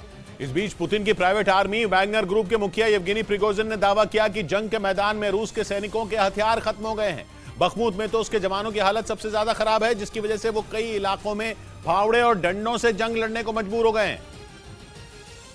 और येवगेनी प्रिगोजिन ने चेतावनी दी कि अगर ऐसे ही चलता रहा तो जल्द ही यूक्रेन में रूस की हालत बिगड़ सकती है। येवगेनी प्रिगोजिन ने रूसी सेना के बड़े अधिकारियों पर वैगनर ग्रुप को हथियारों की सप्लाई रोकने का भी आरोप लगाया। उनके मुताबिक रूस का रक्षा मंत्रालय वैगनर ग्रुप को अपने कंट्रोल में रखना चाहता है, इसीलिए हथियारों की सप्लाई रोककर उनका मनोबल तोड़ने की कोशिश की गई। हालांकि येवगेनी प्रिगोजिन ने चेतावनी दी कि अगर उनके लड़ाकों को हथियार नहीं दिए गए और उन्हें पीछे हटने के लिए मजबूर किया गया तो यूक्रेन में रूस का पूरा अभियान रुक जाएगा। क्योंकि पश्चिमी मीडिया के मुताबिक यूक्रेन में वैगनर ग्रुप के करीब 50,000 लड़ाके मौजूद हैं और उन्होंने यूक्रेन में जब से मोर्चा संभाला है तभी से वो ज़ेलेंस्की की फौज के लिए काल बन चुके हैं। ग्रुप के लड़ाकों को पूरी दुनिया में दुश्मनों का बेरहमी से कत्ल करने के लिए जाना जाता है। और वैगनर ग्रुप ने रूसी सेना को यूक्रेन के कई इलाकों पर कब्जा करने में मदद भी की। ऐसे में वैगनर ग्रुप के मुखिया का दावा और उनकी चेतावनी पुतिन की मुश्किलें बढ़ाने वाली है। उधर रूस ने एक बार फिर यूक्रेन की सेना पर केमिकल हमला करने का आरोप लगा दिया। रूस की सेना ने इसका एक वीडियो भी जारी किया और दावा किया कि खार्किव में आमने सामने की लड़ाई के दौरान यूक्रेन के सैनिकों ने केमिकल हमला कर दिया। क्योंकि वीडियो में साफ देखा गया कि दुश्मन पर ताबड़तोड़ फायरिंग कर रहा रूस का एक सैनिक अचानक जमीन पर गिर गया। इस दौरान उसे सांस लेने में भी परेशानी होने लगी, जिसके बाद वहां मौजूद रूस के दूसरे सैनिकों ने उसे पीछे खींच लिया। रूस के मीडिया ने दावा किया कि यूक्रेन की सेना के केमिकल हमले के बाद रूस के उस सैनिक की दम घुटने से मौत हो गई, क्योंकि वीडियो में देखा गया कि रूसी सैनिक के जमीन पर गिरने से कुछ सेकंड पहले ही वहां एक जोरदार धमाका हुआ, जिसे लेकर दावा है कि यूक्रेन की सेना ने ड्रोन के जरिए वहां केमिकल हमला किया। रूस और यूक्रेन पहले भी जंग के दौरान एक दूसरे पर केमिकल हमला करने का आरोप लगा चुके हैं, लेकिन दोनों ही देश एक दूसरे के लगाए गए आरोपों से इनकार करते आए हैं। इधर यूक्रेन जंग के बीच नेटो देशों के हथियारों का बड़ा जखीरा पोलैंड पहुंच गया। खबर है कि इनमें ज्यादातर हथियारों की तैनाती पोलैंड में होगी, जबकि कुछ को यूक्रेन भी भेजा जाएगा, ताकि पुतिन की सेना से लड़ने के लिए ज़ेलेंस्की की फौज को नए हथियार मिल सके। यूक्रेन युद्ध में अमेरिका और ब्रिटेन के बाद पोलैंड ही यूक्रेन का सबसे बड़ा मददगार देश है। पोलैंड पश्चिमी देशों और यूक्रेन के बीच काफी अहम कड़ी है, क्योंकि पोलैंड की सीमा यूक्रेन से लगी हुई है और पश्चिमी देशों से यूक्रेन को मिलने वाली मदद का रास्ता वहीं से होकर गुजरता है। इसी वजह से नेटो का यह सदस्य देश जंग की शुरुआत से ही पुतिन की आंखों में चुभ रहा है। वो कई बार पोलैंड को अंजाम भुगतने की धमकी दे चुके हैं, लेकिन पुतिन की धमकी का अब तक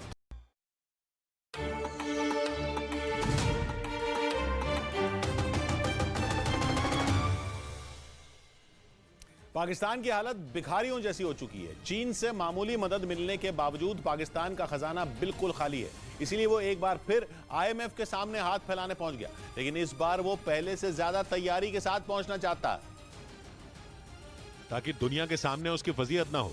पाकिस्तान की कोशिश ये है कि आईएमएफ से कर्ज मांगने से पहले उस कर्ज की गारंटी का इंतजाम कर दिया जाए। ऐसा इसलिए ताकि आईएमएफ को उसे कर्ज देने में कोई परेशानी ना हो।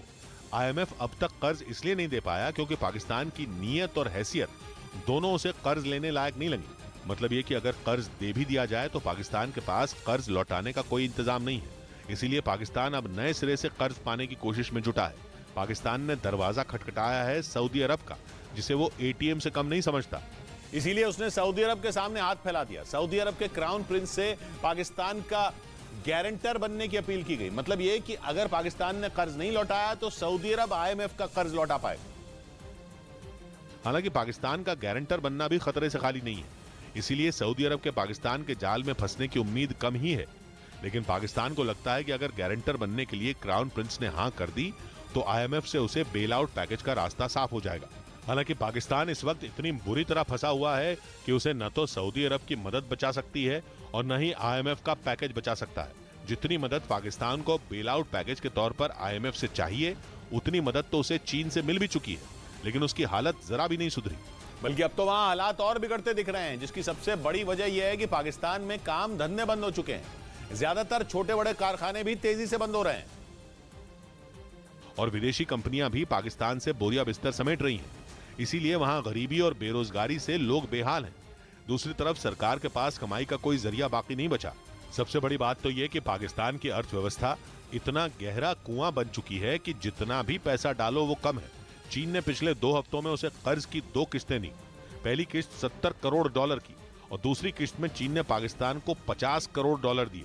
ये रकम कुल मिलाकर 120 करोड़ डॉलर हुई। इतनी ही रकम के लिए पाकिस्तान IMF के सामने गिड़गिड़ा रहा है, लेकिन ये रकम पाकिस्तान को मिल भी गई और खत्म भी हो गई।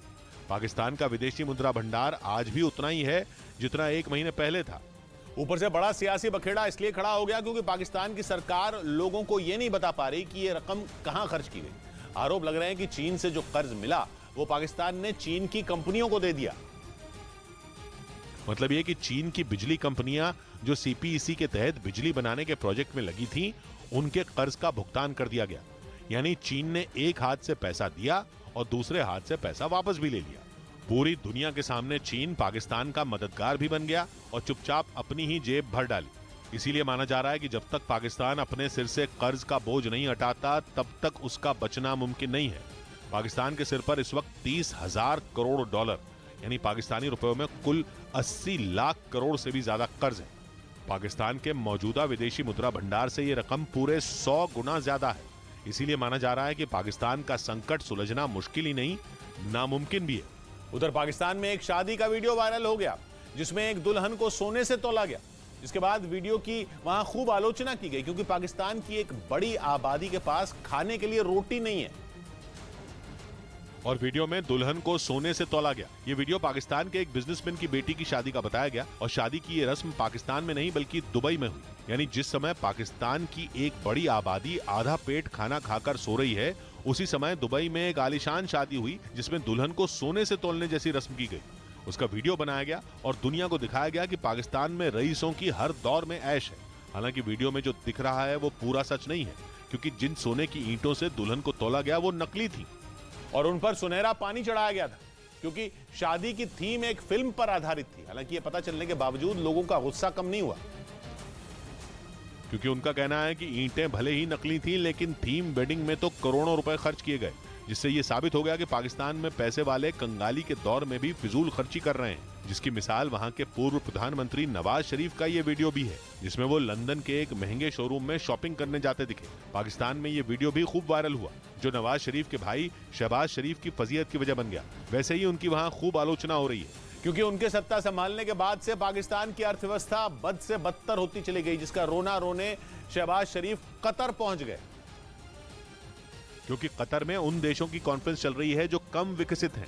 यानी शहबाज शरीफ एक भी ऐसा मौका नहीं छोड़ रहे जिसमें यह साबित हो जाए कि पाकिस्तान के पास फूटी कौड़ी नहीं है, क्योंकि उन्हें मालूम है कि अपनी गरीबी का ढिंडोरा पीटकर ही उन्हें किसी देश से कुछ पैसे मिल सकते हैं। लेकिन अपने इन दौरों के चक्कर में वो पाकिस्तान का पैसा बर्बाद कर रहे हैं, जिसकी वजह से लोग उनसे नाराज हो गए। यानी शहबाज के एक तरफ कुआं है, दूसरी तरफ खाई। वो अपने विदेश दौरे के लिए भी आलोचना झेल रहे हैं और अपने परिवार वालों की शाह खर्ची की वजह से भी। जबकि नौबत यह आ चुकी है कि पाकिस्तान की आम जनता को ही नहीं, वहां की सेना को भी पेट काट कर जीना पड़ेगा, क्योंकि बहुत जल्द पाकिस्तान में सैनिकों की खाने पीने की चीजों में कटौती का प्रस्ताव आने वाला है।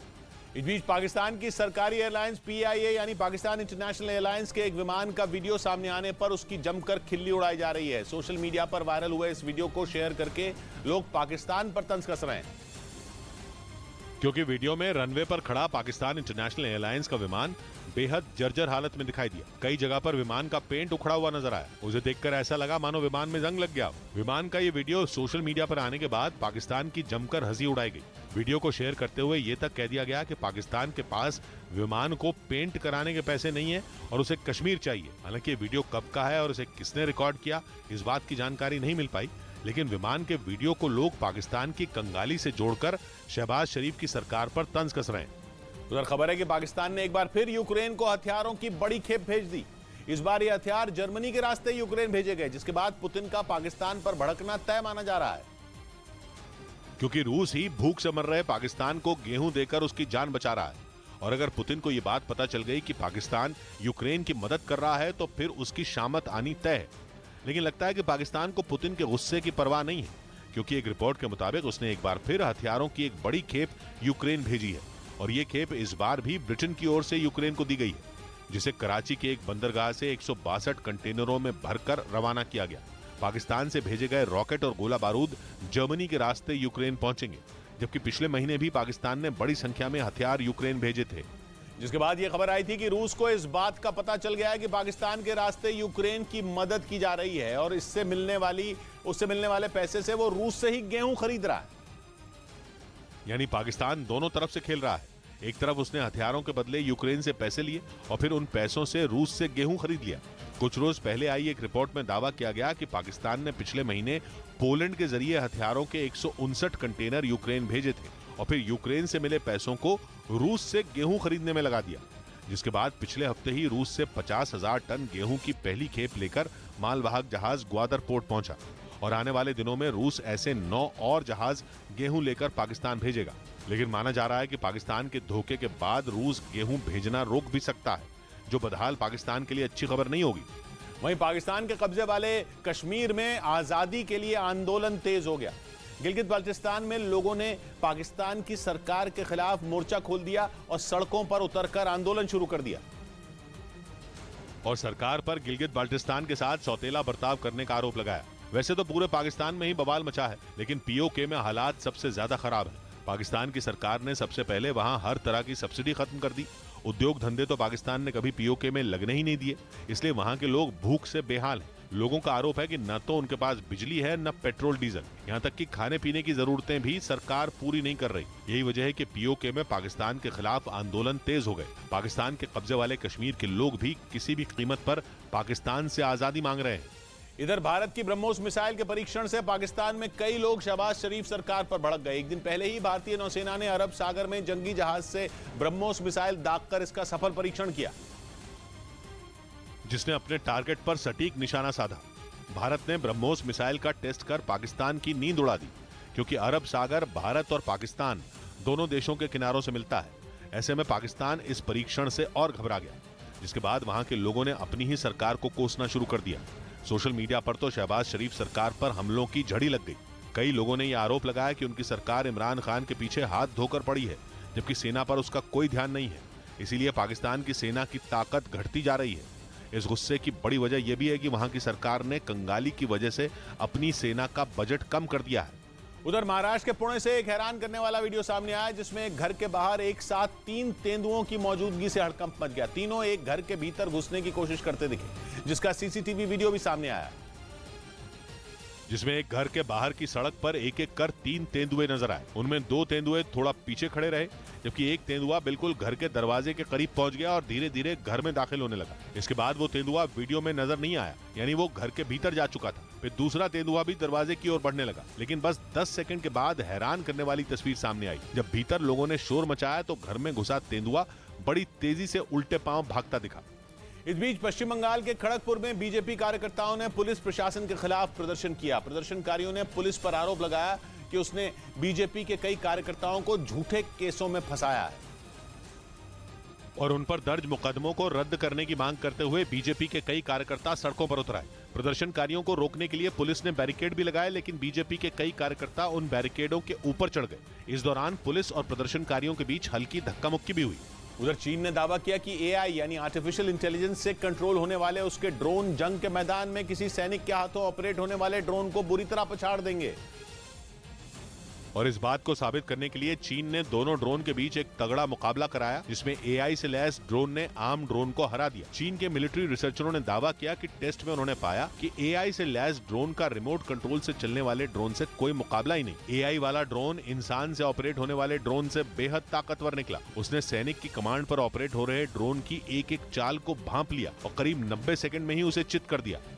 इधर उमेश पाल हत्याकांड का एक और आरोपी एनकाउंटर में ढेर हो गया। यूपी के सीएम योगी आदित्यनाथ इस केस के किसी आरोपी को बख्शने के मूड में नहीं है। उनकी सख्ती के बाद यूपी पुलिस आरोपियों की धरपकड़ में जुटी हुई है।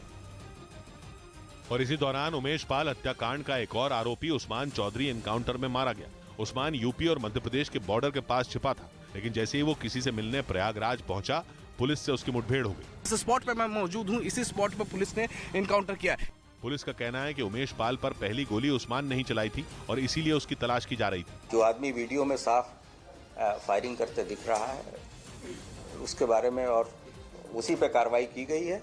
यूपी के सीएम प्रयागराज केस के हर आरोपी को सलाखों के पीछे पहुंचाने के मूड में है। सीएम योगी आदित्यनाथ के आदेश के बाद पुलिस लगातार छापेमारी कर रही है। उसे अतीक अहमद और उसके बेटे अरशद अहम की तलाश है, जो सरेंडर करने के चक्कर में पुलिस से छिप रहे हैं। लेकिन सीएम ने ठान लिया है कि जब तक प्रयागराज केस का हर आरोपी पकड़ा नहीं जाता, तब तक न वो चैन से बैठेंगे न उनकी पुलिस।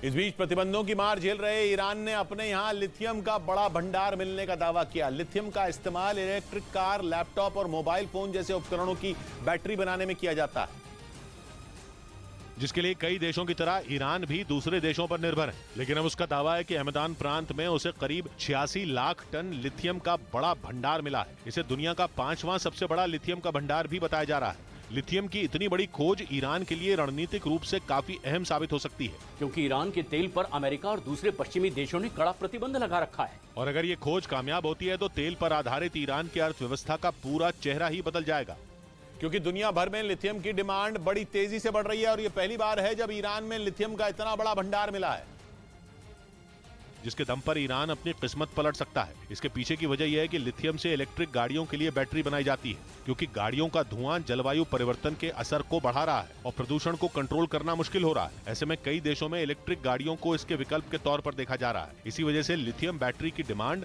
पूरी दुनिया में बढ़ रही है। वर्ल्ड बैंक की एक रिपोर्ट के मुताबिक क्लीन और ग्रीन एनर्जी की मांग को देखते हुए 2050 तक लिथियम, ग्रेफाइट और कोबाल्ट जैसी धातुओं का इस्तेमाल 500% तक बढ़ सकता है। और इसी वजह से ये माना जा रहा है कि ईरान के लिए लिथियम का भंडार सोना साबित हो सकता है। पश्चिमी मीडिया का दावा है कि लिथियम के दम पर आने वाले वक्त में ईरान अमेरिका को भी चुनौती दे सकता है, क्योंकि हमेशा से ही अमेरिका ईरान का सबसे बड़ा दुश्मन रहा है। यूक्रेन युद्ध के दौरान तो अमेरिका और इजरायल के साथ ईरान का तनाव चरम पर पहुंच गया है। कुछ रोज पहले ही पश्चिमी मीडिया ने दावा किया था कि ईरान परमाणु बम बनाने के बेहद करीब है, जबकि ईरान के परमाणु कार्यक्रम से लेकर उसके तेल पर अमेरिका समेत यूरोप के कई देशों ने प्रतिबंध लगा रखा है। लेकिन ईरान किसी भी सूरत में उनके आगे झुकने को तैयार नहीं है। वो चोरी छिपे अपनी ताकत बढ़ाने में जुटा है और अब लिथियम का भंडार मिलने के बाद ईरान का दावा है कि उसकी अर्थव्यवस्था को नई जान मिलेगी।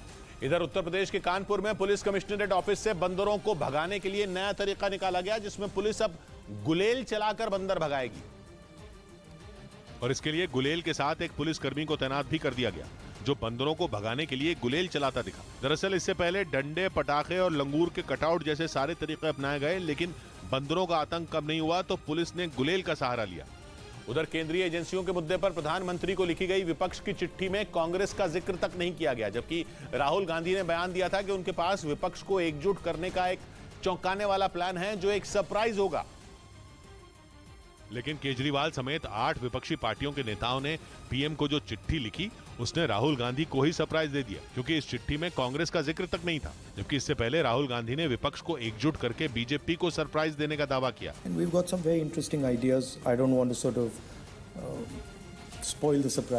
लेकिन राहुल का ये दावा आम आदमी पार्टी के गले नहीं उतरा। उसने प्रधानमंत्री को राहुल से बेहतर सियासी खिलाड़ी तक बोल दिया। मैच जो है राहुल गांधी के बनाम खेलेंगे, प्रधानमंत्री उसके अंदर बेटर आएंगे। कांग्रेस को झटके पर झटका लग रहा है। टीएमसी ने अकेले चुनाव लड़ने का ऐलान किया ही था कि 8 विपक्षी पार्टियों ने कांग्रेस को ऐसे अलग कर दिया जैसे दूध से मक्खी, जबकि कांग्रेस 2024 में विपक्ष की अगुवाई करना चाहती है, क्योंकि अगर ऐसा नहीं हुआ तो बीजेपी की सत्ता वापसी पक्की हो सकती है। इस बीच ऑस्ट्रेलिया में हिंदू समुदाय के मंदिर पर हुए हमले की वहां की सरकार ने कड़े शब्दों में निंदा की। उन्होंने अभिव्यक्ति की आजादी की आड़ में हिंसक प्रदर्शनों और तोड़फोड़ को गलत ठहराया और साफ कर दिया कि ऑस्ट्रेलिया अभिव्यक्ति की आजादी का सम्मान करता है, लेकिन उसका गलत इस्तेमाल बर्दाश्त नहीं किया जाएगा। Not give you the right to engage in violent protest, in hate speech or in vandalism. Australia के ब्रिस्बेन में 2 दिन पहले हिंदू समुदाय के मंदिर पर हमला हुआ था। आरोप है कि खालिस्तान समर्थकों ने उस मंदिर पर हमला किया। ऑस्ट्रेलिया में 2 महीनों में चौथी बार हिंदू समुदाय के मंदिर को निशाना बनाया गया। उधर पाकिस्तान अपने यहां महिलाओं से इतना डरा हुआ है कि उसने 8 मार्च को अंतर्राष्ट्रीय महिला दिवस के दिन उन्हें मार्च निकालने तक की इजाजत ही नहीं दी। 2018 से पाकिस्तान के बड़े शहरों में महिला दिवस पर मार्च निकाले जा रहे हैं, लेकिन लाहौर में औरत मार्च के नाम से निकलने वाले जुलूस को प्रशासन ने इजाजत देने से साफ मना कर दिया। दलील ये दी गई कि मार्च के दौरान महिलाएं आपत्तिजनक प्लेकार्ड और बैनर लेकर सड़कों पर उतरती हैं, जबकि औरत मार्च के जरिए पहले तलाक और यौन शोषण जैसे मुद्दे उठाए गए। आरोप लगाया जाता है कि औरत मार्च में पश्चिमी सभ्यता का डंका पीटा जाता है और इस्लाम का मजाक उड़ाया जाता है। लाहौर में औरत मार्च पर बैन लगाने के पीछे सुरक्षा कारणों का भी हवाला दिया गया, लेकिन पाकिस्तान के दोगलेपन का पर्दाफाश तब हुआ जब ठीक उसी दिन धार्मिक संगठनों के हया मार्च को निकालने की मंजूरी दे दी गई। इस बीच संयुक्त राष्ट्र का अनुमान है कि अभी जो गर्मी शुरू हुई है वो तो कुछ भी नहीं है। आने वाले महीने तो इतनी आग उगलेंगे कि गर्मी सहना बस से ही बाहर हो जाएगा।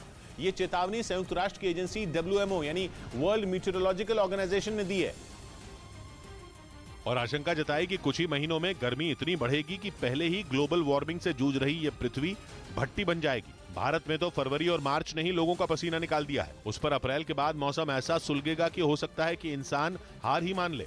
गर्मी झुलसाती रहेगी, लेकिन आशंका है कि आसमान से पानी की एक बूंद तक नहीं बरसेगी। जमीन सूख जाएगी और आगे अकाल भी पड़ सकता है। और ये सब एल नीनियो इफेक्ट की वजह से होगा। एल नीनियो में पूर्वी प्रशांत महासागर में सतह पर मौजूद पानी कुछ ज्यादा ही गर्म हो जाता है। अभी तक बीते 3 साल से समंदर में ला नीनिया इफेक्ट बना हुआ था। ला नीनिया एल नीनियो से बिल्कुल उलट होता है। उसमें सतह पर मौजूद पानी ठंडा रहता है, लेकिन इसके बावजूद साल 2020 को छोड़ दें तो 2021 और 22 में जबरदस्त गर्मी पड़ी। अब जब ठंडा ला नीनिया ही गर्मी से राहत नहीं दिला पाया तो फिर एल नीनियो तो गर्मी ही लाता है, जिसका पूरी दुनिया के मौसम पर असर पड़ता है।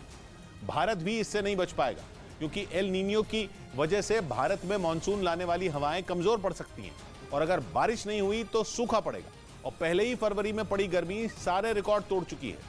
1901 के बाद बीता फरवरी सबसे गर्म रहा है, जिसकी वजह से पहले ही गेहूं, दाल और तिलहन की फसलों पर खतरे के बादल मंडरा रहे हैं। उस पर अगर एल नीनियो इफेक्ट भी आ धमका तो हालात संभाले नहीं संभलेंगे, क्योंकि अगर गर्मी भी जबरदस्त पड़ी और ऊपर से बारिश भी नहीं हुई तो फसल बर्बाद होगी, और फसल बर्बाद हुई तो खाने की चीजों के दाम बढ़ेंगे। वो भी ऐसे बढ़ेंगे कि महंगाई कमर तोड़ डालेगी। इससे वित्तीय घाटे का हिसाब भी बिगड़ सकता है। इधर प्रधानमंत्री नरेंद्र मोदी ने भीषण गर्मी से निपटने और मानसून से जुड़ी तैयारियों पर दिल्ली में एक अहम बैठक की। इस बैठक में मौसम विभाग ने यह जानकारी दी कि मार्च से मई तक देश के कई राज्यों में झुलसा देने वाली गर्मी पड़ेगी। जिसके बाद प्रधानमंत्री ने भीषण गर्मी और आग लगने की घटनाओं से होने वाली मौतों को रोकने के लिए हर मुमकिन कदम उठाने के निर्देश दिए।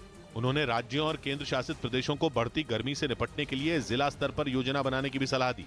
उधर खबर है कि रूस के लिए भारत 2023 में भी कच्चे तेल का सबसे बड़ा ग्राहक बना रहेगा। चीन में जीरो कोविड पॉलिसी खत्म होने के बाद कच्चे तेल की मांग में भारी उछाल आने का अनुमान है। लेकिन दावा यह है कि रूस के लिए अब भी भारत ही ज्यादा बड़ा सहयोगी बना रहेगा। मतलब यह कि भारत तक पहुंचने वाले कच्चे तेल में कोई कटौती नहीं होगी। ये खबर चीन के लिए बड़ा झटका है।